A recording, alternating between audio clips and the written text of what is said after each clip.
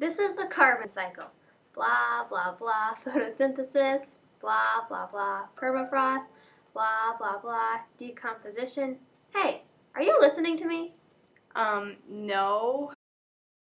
This is the carbon cycle. It begins with carbon dioxide.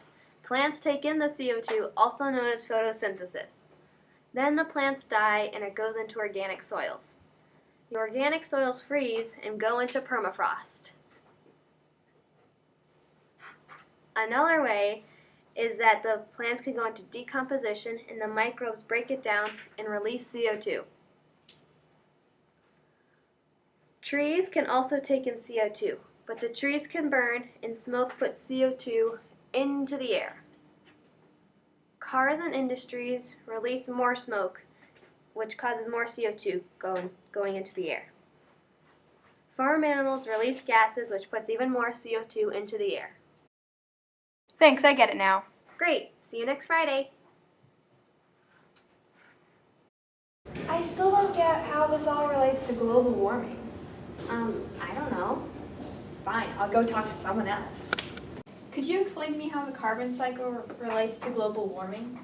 Sure. So, it all starts with the CO2 in the atmosphere. The CO2 holds the heat in, which makes global warming. The global warming makes it really hot, so it thaws the permafrost. So it goes from this to this.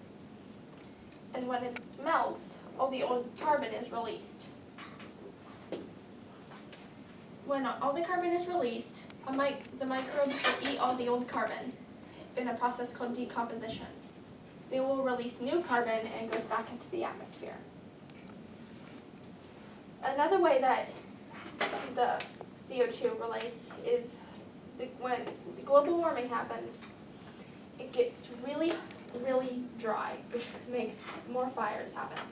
So the fire increases. The fire will release carbon back into the atmosphere, or the fire will heat up the permafrost and go through the cycle.